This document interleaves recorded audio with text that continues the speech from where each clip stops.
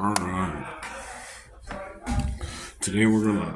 I'm kind of ramping down on a lot of this esoteric psychosis talk, but we're gonna focus on pi. And I'm doing this backwards because you go, oh wait. There's a system that I've been trying to work out. It'd be S. It's a text messaging for message systems, and you would have a basically you can have as many numbers as you want, but you would have a 4-digit code you would text into a number. I'll just go ahead. 1, 2, 3, 4. Okay. And then that would send back a text message link. A link. Or actually just text is what I'm trying to shoot for. Text. So it would fill up it would give you an inventory list, what's in stock. Like if you're doing, there's a BOGO sandwich shop in town. It only works from I think 6 a.m. to 3 on certain days, work business week. But that would be able to let you know what condiments are out. So you would text 0008, and then that would, or whatever number you designate it as, and it would give your out list. All right, so that would let you know, hey, this is, these items are out. So it would list, and then you would at the bottom, you can set this up however you want. You got 140, I think, characters per text. I think it's doubled that or not tripled because they've changed the technology and the encryption to remove this restriction. So what's hilarious, like in the transition of that when they were doing the 140 to the new encryption system, is that some phones would do the text out of order. So you'd write this long I'm just repeating fours here, 440. So this is what A, B, C, 140, 140. So usually it would hit the last one first because that's the most recent one, and then it would just start bouncing back, and it would be out of order. So it'd be D, B, A, C, and then the other person would be like, what? So Wednesday, Thursday, Friday. So work week is the goal at 4 hours a week. So, and that can be distributed out of any one of those days, but 4 hours. Someone says that's impossible. It's all right. It's not.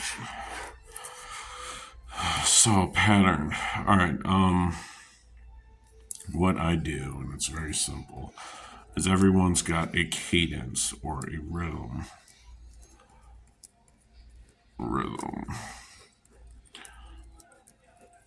Okay, a basic measurement, a beat, like in music, 1, 2, 3. So on a 4 count, it hits up here on this note, and that's what we call a cycle. So that's one cycle there. Now, cycles come in many forms. You got 24 hours, 7 days a week, or 3 to 7, and then you got your fortnight to 30 days, so on and so forth. You got 10 years, and all you're doing is replaying what you've done as a child. Okay, so when you meet a new person, all you've got to do is analyze the cadence and then make sure that it matches up, is workable with your cadence. And if it's not, then all you've got to do is either choose to change your cadence to fit theirs or acknowledge and have the conversation. We're just different. It doesn't work. Eventually, it's going to burn out if change doesn't happen. So change is a must. It's either one person or multiple people. So it's easier when you have a group of individuals change, because then it's like a wave or a domino set. So with dominoes, the best one, it was like this company exercise whenever you do your it's the trust fall exercise that they always associated with camp or whatever, but they have all these dominoes and they're in fallable length. Anyways, it says the first one's like, he's got a sad face on. Will you catch me if I fall? And the next one says, I'll catch you. And then the next one says, I'll catch him to catch you. And then it's funny because it's dominoes. So they're meant to fall over on each other if you stack them that way. So that is in life. So you got to have that blind trust in the community.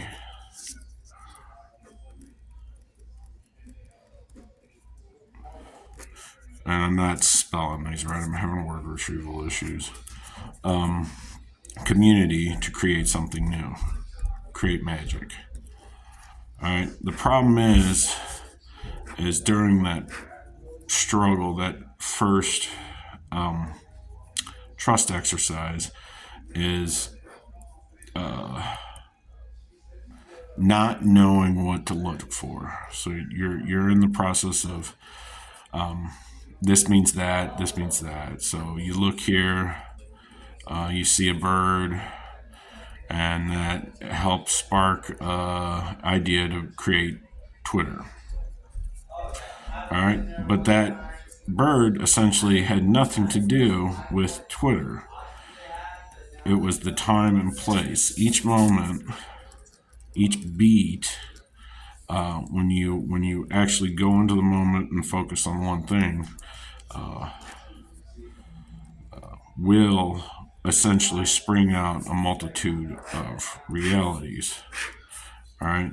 And then what you do secondary from that is have your resources, or community is, I'm going to apply that at resources. So their source beat, and you find the one that actually is best suited for the largest group, and that makes it easier for you. But the problem is in the beginning that music is played solo and is so lonely until someone else gets the beat and then pops in.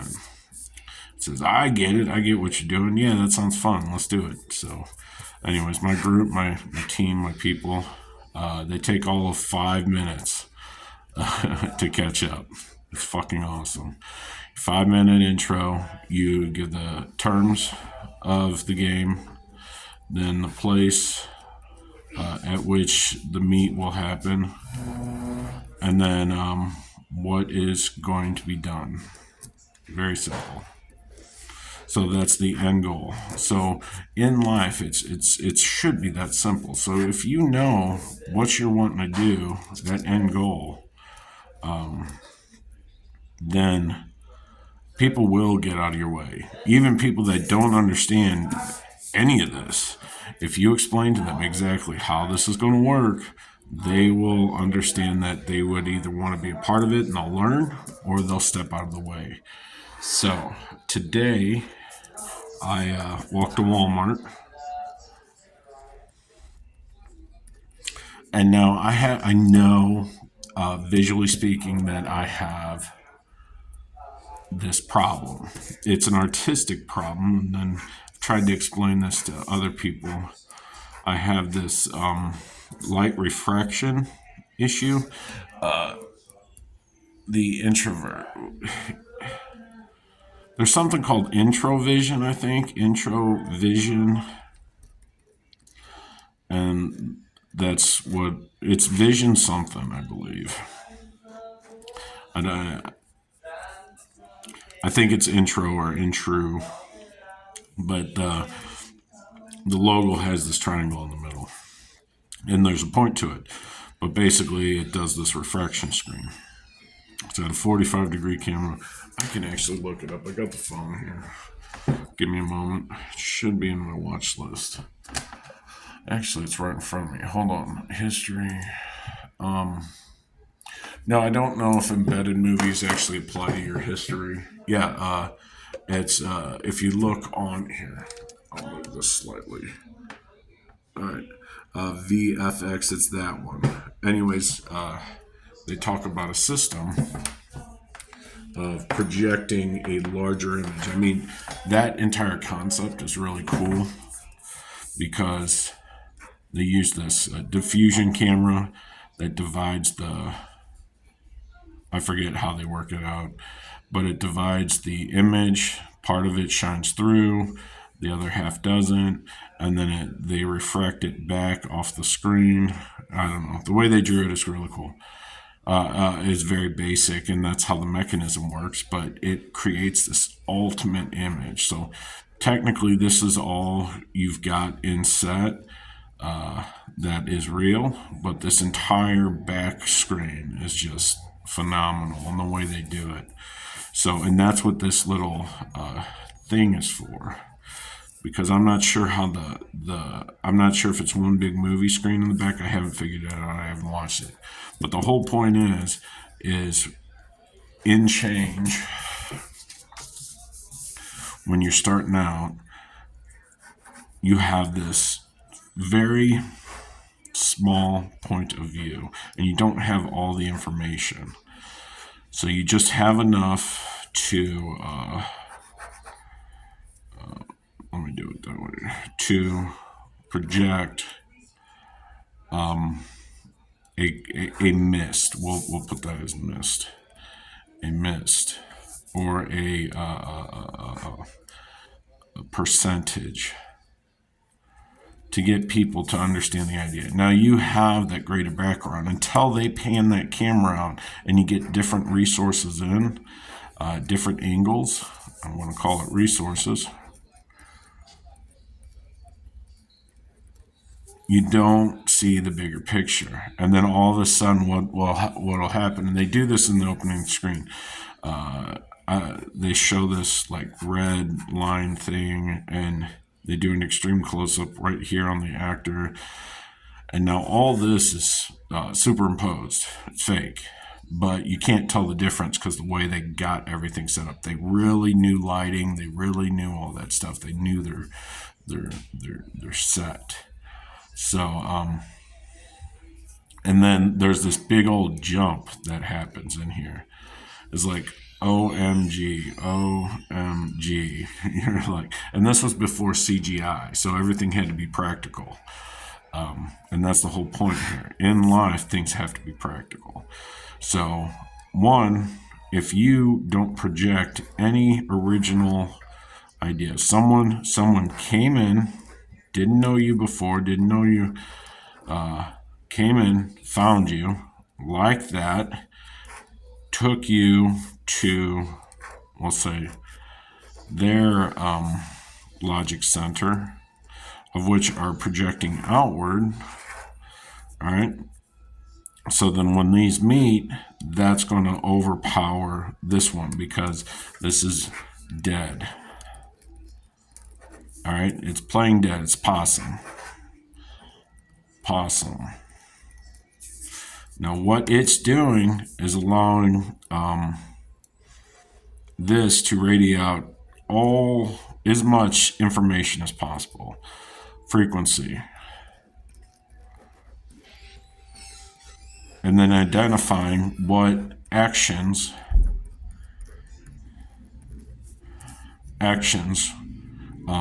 were original, meaning others weren't at fault.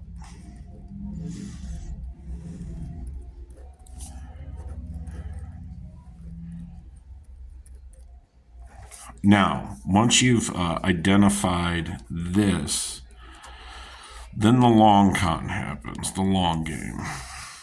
Because what you have to do is then this dot is not allowed to step out of this this box. That is who they are to this entity. Okay? When they do step out of the box, just one step. They have to make it well known a reason why. This is my point now. I am now here. So I don't know how to. Three-dimensionally speaking, I can picture it, but same size there. So, but what happens is they're both playing possum. You have two die I don't know. We'll say dice. All right, so you get 2 points at which are confusing because you only know them as this. This one was an odd guy out, but yet what they're doing is changing from point to point to establish negative good. So good is growth. So, but depending on situation, if you don't have the years of experience, you are only allowed to put dots on the map. So you've got to take your cadence and then map it over years of potent knowledge sets. Meaning, just little dots that'll breed over. So if you're dialed in and you're looking at the spacing between dots, like right here, if you only view this amount of time, you're not going to see the larger scale. If you look at all of them, and then if you zoom out more, and then you see like there's a definite pattern going on here. It is a very point set case scenario where I say this exact location. I then repeat words. Well, okay, during this set, what happens is I overload terms. So gaslight, let's say. Then I don't say it at all for the rest amount of time. It is what it is. And then I say it all of a sudden out here in this area, guess, which you know we haven't said yet in a while. So is that like a literal scent? Go to the gas at the light. So anyway, neither here nor there, and this sort of looks like a used Band-Aid, so of which I got a free T-shirts, 2 of them actually from Taco Bell, because they did this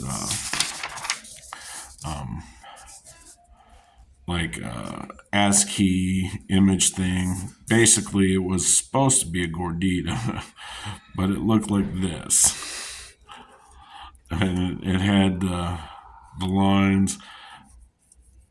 And then it had this like shading up here that it was supposed to be cheese dripping over, but it literally looked like a fucking Band-Aid. And that was supposed to be dots of cheese. I'm like, and I looked online and the first image suggested looked verbatim like it. And then I sent it to them. They're like, "Ooh, whoa, yeah, didn't see that." I'm like, yeah, it's like my brain couldn't shut off. I bought $40 worth of food, which I ate. I told them I didn't, I couldn't eat it. And they sent me 2 shirts, and then they gave me a free taco or something. I don't know. Well, I never used the free coupons. I always hand them out. But anyways, one, if you know how I talk, and this pisses people off because once they figure it out, I do talk on a general stage, and all this stuff happened. The one thing I found out, and I tried to illustrate at the shelter, is their answer was this. I want to give 2 examples. So we've got Loki. Well, which if you look at your keyboard, it is KLIO, I think, low key. All right. But anyways, neither here nor there. Then the other one was Dune, Part 2, Dose. Everything I use is the second one, just FYI. So if I use a mapping system, when I came up with how to do a mapping system based off a real world, it was San Andreas or Grand Theft Auto 2. All right, it was Mario Brothers 2. All right, it's Bronco 2. Not Bronco 1, it's Bronco 2. I think that's what it was. But anyways, all right, so these two right here illustrate two different ideas. All right, in the videos, Loki specifically says the way that one dot kept hidden is because she was hiding in end of world events, which were putting out grave mass amounts of information. So she was just hiding. Now in Dune 2, it's very simple. They said you need to just be right outside of that. So you're putting information on these ripples that are outlying data. So you're basically riding it like a wave, one piece at a time. So you start here, you then there, you then there. So both are two different concepts, but they're illustrating how to go on detective. So, because you don't want to be, okay, on the digital sense, let's go that way. On the digital sense of information, 10110, if you just put you don't want to be seen as part of a larger code set. You want to be seen just a hint outside of it.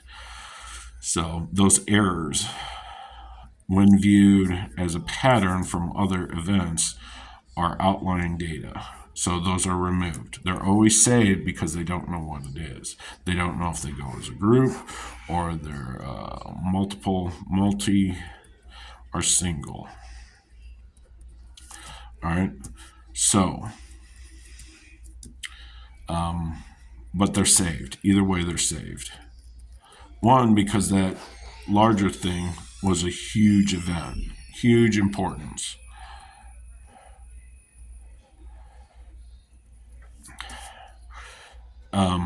Now, Dune was literally talking about the sands of time. So, and if each grain of sand was a reality, and then each step, as they're coming to this plot of sand, each step puts out a rhythm. This reality will not, it will always be a grain of sand. But if you step outside just a hair, it can act, this is the observer effect type deal. So the observer, because it's slightly different, so it'll be in a different state. All right, it's not a grain of sand at this point. It is slightly out. Whatever pattern is there is slightly out. Oh God, no! This goes into something deeper, but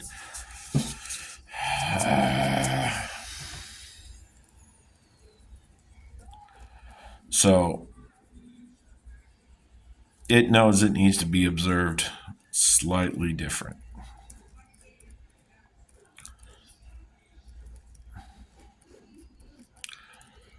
Okay, that compared to this person walking. Okay, so that isn't. So, and that's in Dune. Basically, what's that saying is if you act slightly different, that gives this observing item that you're about to encroach on slightly different options to be different. All right, so this is If you get to be different, then I get to be different. Okay? Then you get to see the difference. I think that's as much as I can go over. I did 4 pages, and that's all I got. It's been 25 minutes. Once again, my system.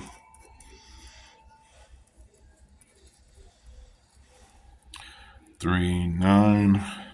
Okay, this 1, 2, 3. Those are i's. I equals 9. Now, I'm just letting you know I'm not original. I don't come up with my own ideas. Now, this is 3926, though. Anyways, my ID number is pretty much the same. It is 18260. But that's Taco Bell. Anyways, if you look up ASCII 82, because we don't talk about the sexy man, all right? We don't talk about that. So we got one left, and that's just me knowing that this is one job left before I can do my dream. So, and sexy man in the middle, so 82. Anyways, it's nice to have people on your side. But anyways, all right, so 20, 25, and then one row for labeling the columns across the top, and one column for labeling the rows on the left. 25. And then we got 1, 5, 7, 7. Carry the 1, 7. Carry the 1, 5. All right, and that gives us at the top, we've got 1, 0, 1, 0, which I believe is 10. And then at the bottom, if you subtract them, you'll have 1, 0, 1. And that is 5. And that is our working system that we've got. So we've got 5 and 5. And then this makes 3.14. And then you add someone else's hands, it's whatever. So if you go to Chappie, apply the same logic we used here. Take the app out. So we have CHIE.